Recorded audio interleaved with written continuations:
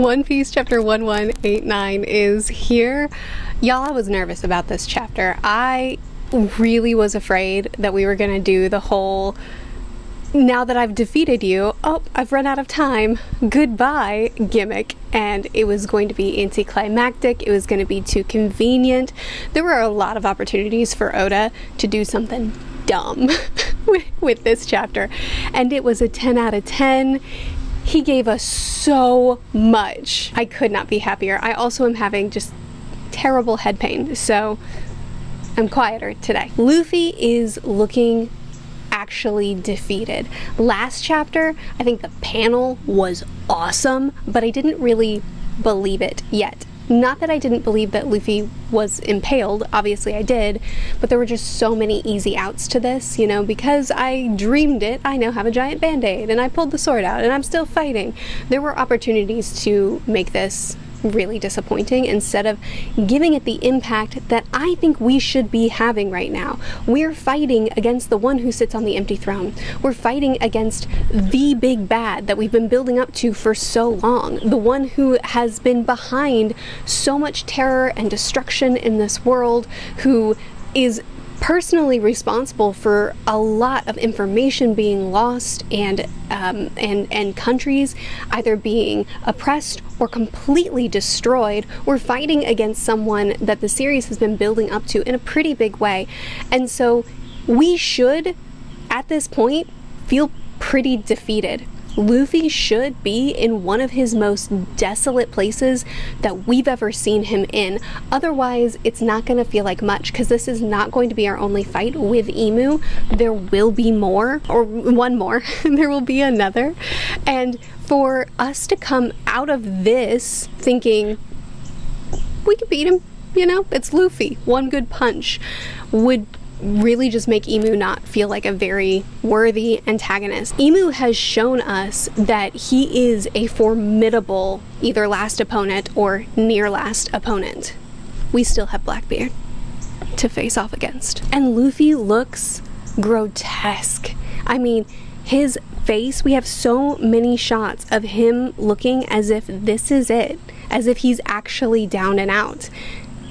I don't think he is. Of course, he's the protagonist, but this feels like Marineford, where Luffy had to be carried off the battlefield, not something like Kaido, where Luffy was hurt and then had to get back up and keep fighting. And I think that's how this should feel at this point in the story. Usopp is showing some observation haki. No one else seems to notice until Usopp points it out, and then Jinbei is picking up on the fact that his haki is weakening as well. But Usopp is the one that turns and he's like, what's wrong with our boy? And I do love Robin's line here, because she's like, what do you mean? Luffy's always fine. Everything's always okay with Luffy.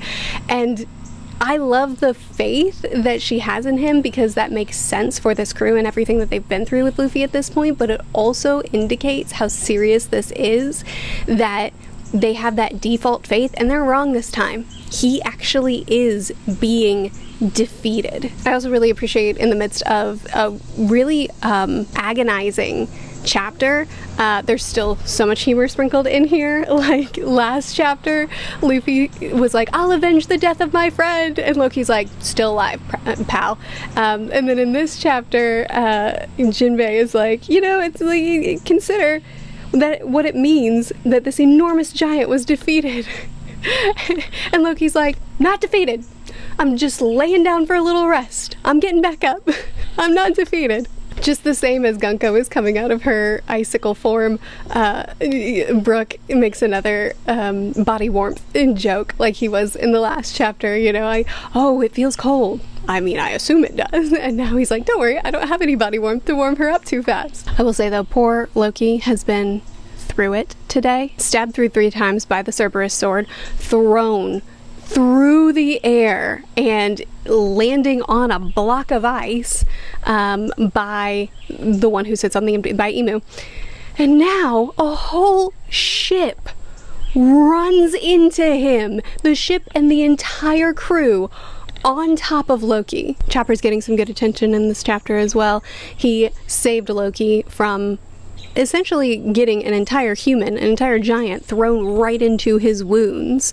And will also be the translator extraordinaire. So you were all told, Haruden, to go help Loki, not the children. This is an interesting choice because you would think that they would want all forces toward the children, but narratively it makes complete sense. We want the brothers fighting side by side. We want the reunification of the brothers. We want Harold's dream to be seen, not just his dream for Elbaf, but his dream for his family, that the two brothers would look out for each other and would resolve their issues.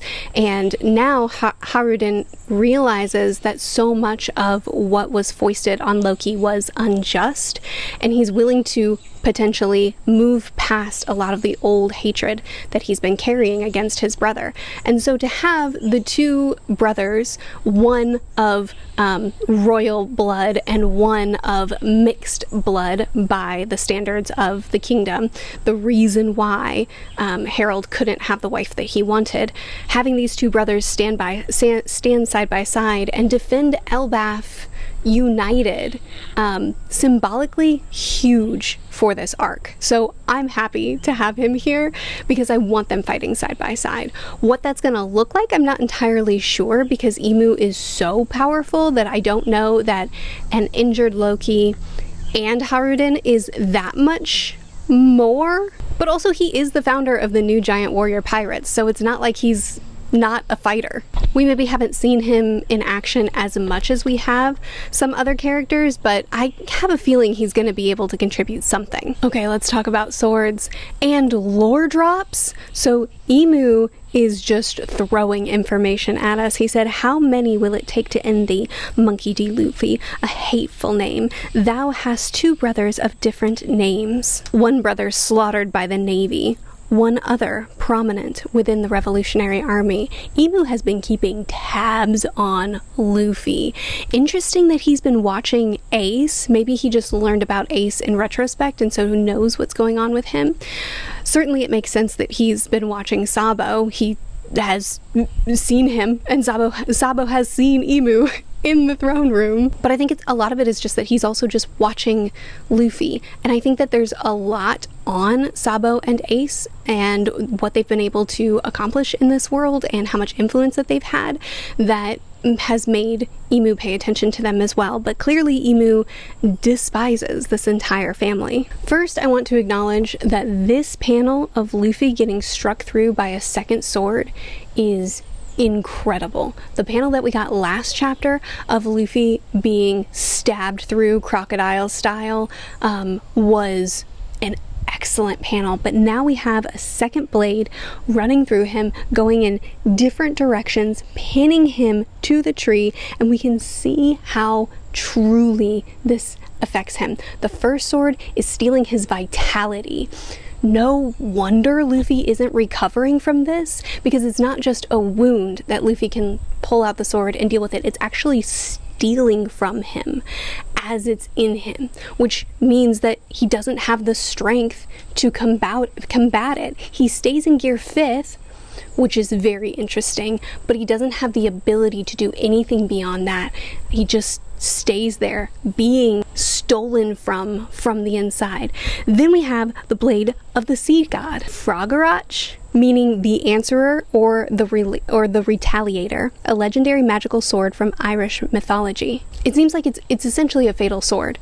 There is no recovering from this. You will have a fatal wound. It will be fatal if stabbed by this wound, which makes sense since Imu is saying that it steals your vitality. It sounds like the longer it's in you, it will simply just kill you from the inside out. I'm inclined to believe that this blade is made of sea prism stone because that would be consistent with the world, and since Oda's clearly pulling from other mythology, lore, history with these swords, clearly he wants to tie things into his story, but he also wants to ground us in, you know, Oda does this. We're used to this. And skipping ahead, we're just going to go ahead and also talk about the Axe of Jingtan, which translates to pre-heaven. This is from a Chinese myth of a man who continued fighting after his head was cut off, which also is... I feel like Oda could take this a couple different ways. It makes sense because we have Luffy who's being fatally wounded here, and we know that he's gonna have to get back up. But also I wonder, because Emu is fighting with this, I wonder if it has something to do with his backstory as well, especially because he feels betrayed by Joy Boy.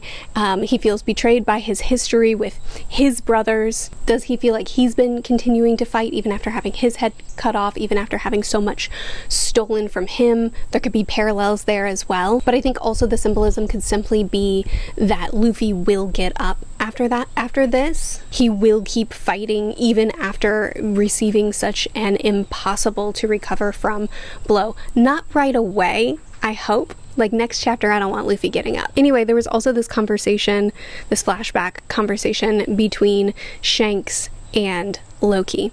Now, it makes sense to me that Loki doesn't get it. When Shanks is trying to explain to Loki what threat they're really facing here, the fact that he's facing against not just the world government, but the one in the world government. And then Loki's like, great, that makes my job easier. Let me get to the one. And Shanks is, no, you don't get it. The deeper you go, the deeper it is. You're not going to find answers. You're not going to find an easy solution. You're going to find destruction and death. We need to be strategic about this. We need to wait for the right timing.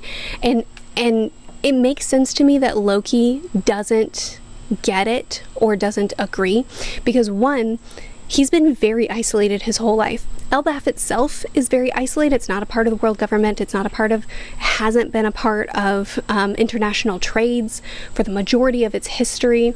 And only recently only through Herald did it open up to actually interacting with other cultures and things like that. And then when it did open up, Loki was isolated and ostracized. So he may have known some of the culture that Elbaf was used to, but didn't actually get to experience the cultural change alongside of things. He's been so ostracized that it doesn't surprise me that he doesn't get what is being communicated here. And his mentality is, okay, so the world government is declaring war on some country. I don't care. I need to take care of my country. I need to handle the death and destruction that the world government has brought on my people. I need to revenge my father. This greater world politics doesn't interest him. And it makes sense to me why, despite the fact that the greater world politics directly affects everything that he cares about. And Loki did go out and try to find Emu and try to get his revenge, but he couldn't. And now that he's right here on his home turf, now's the time. So even though Loki has incurred so much damage, he's ready to stand up and actually accomplish what he's devoted a lot of years seeking out to try to do. And his brother stands next to him. His brother says, let me fight next to you. Let me go too. Which again, this is what this arc needs. This is something that has been set up from the very beginning, that these two brothers needed to fight side by side. They needed to come together, work through their differences, and represent a better path for Elbaf than what stopped Herald from being able to have the wife and the life and the leadership that he truly wanted. So Ragnar does not want Shuri to be unfrozen. Chopper is able to translate, I froze her because she's dangerous. And yes, she was, but she was also possessed. So let's hear her out now that she's not, shall we? Granted, she was not at the beginning of the chapter. I mean, arc, when she first arrived and, was stabbing people, and, Scopper Gaban might think that she's still dangerous, I guess, but Brooke doesn't know about that, so let's hear her out, shall we? I really do think that actually seeing Brooke is going to make a pretty huge difference for her. It is hilarious to me that Shuri is still half frozen, still passed out, still completely unable to interact or engage or process anything, and Brooke is hounding her. He's like, what happened that day? He's interrogating her when she's not even conscious. Like, no gentleness, no father. He's like, she's like a daughter to me. Well, there's no fatherly expressions there. He's just like, answers, woman. Anyway, Robin, always thinking ahead. She's got Chopper. She and Saul are gonna go talk to Biblo. We're gonna, I really hope we get a Void Century drop here. Flashback, lore drop. I mean, at this point, there are so many people that know so much more than us, and we have access to that information. And now, Robin realized she's making these connections, and she's like, okay, I got some books to read. I got some questions to ask. I have an owl that I need to talk to. Translator. Finally, we need to talk about these swords. I know we already talked about Emu's swords, seemingly never-ending supply of swords. Wonder where he gets those swords. Well, seems to be the throne room. Seems to be all of the kingdoms that have placed their thrones, their swords, at the foot of the throne. The 19 weapons of those who brought the world to heel. Through this omen power-up that Emu has given them, now they have access to them too. I assume that's what Emu has access to as well, although I never saw an axe at the throne, so like there might be more to it, I don't know. But these 19 weapons, Emu is now giving them the power to wield, and it seems to be working. Sommers is holding his own against Zoro. Sommers has appeared maniacal, wicked, evil, and a little bit weak.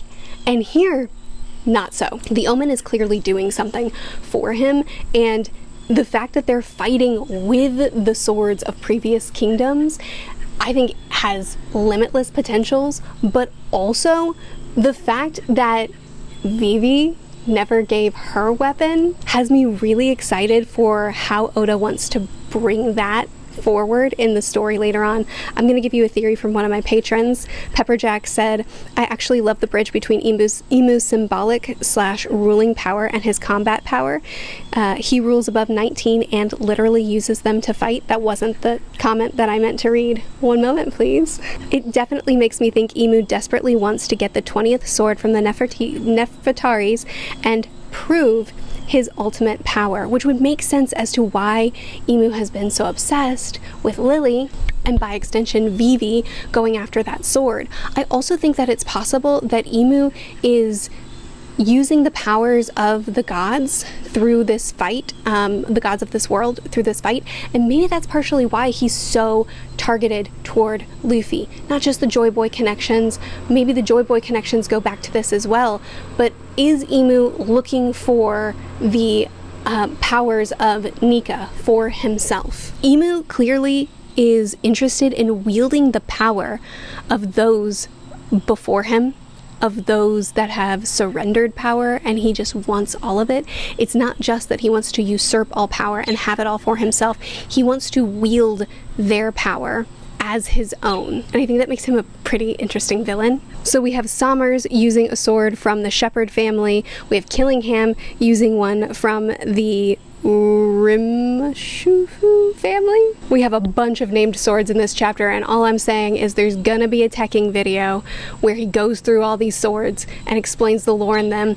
I assume, I mean there has to be, and I'm waiting for it. And as our poor, destitute, dying Luffy is about to be struck with the third sword, axe, with the third blow that who knows, you know, he is in such a bad state, but Gabon comes back. It's axe against axe and axe. He's injured, it's true, but look at that face. He's ready. He's so ready to fight.